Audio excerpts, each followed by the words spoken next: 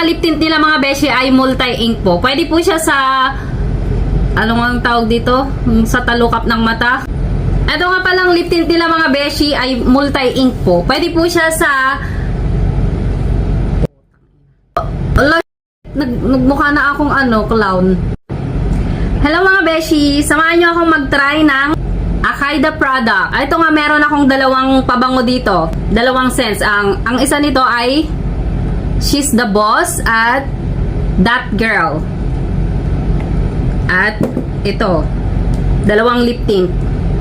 Ito talaga yung hinahanap ko nung nakaraan. Maalala nyo na may pinost ako na screenshot ng shade ng lipstick na hindi ko mahanap-hanap. Ito po yun.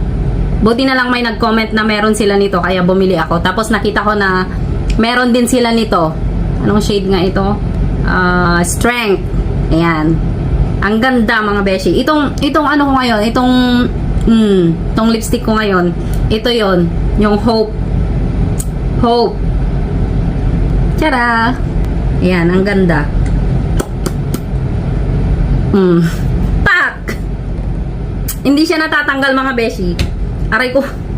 Kahit makipaglaplapan ka pa sa jowa mo, hindi yan matatanggal. Sana all may jowa. O, sige. Subukan muna natin tong tong pabango. Ano to? She's the Boss. Bango.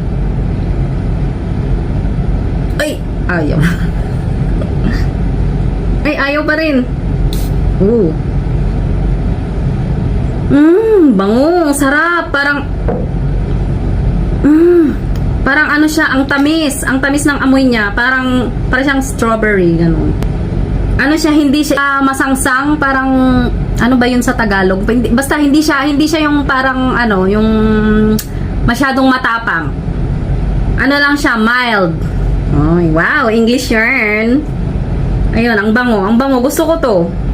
Gusto ko to mga beshi. Mahilig kasi ako sa matatamis na na pabango, yung hindi masyadong matapang. Ayaw ko ng matapang kasi matapang na ako eh. Baka mag-away pa kami, di ba?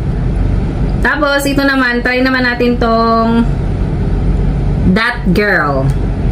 That Girl. This Girl. Charing. Charing building.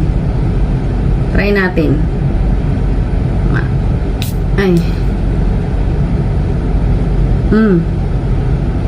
Ang bango. Parang naamoy ko na to. Ang bango. Parang ito yung yung pabango ng alaga ko dati sa Lebanon. Parang siya, masculine. Para sa akin, masculine yung niya, yung amoy niya.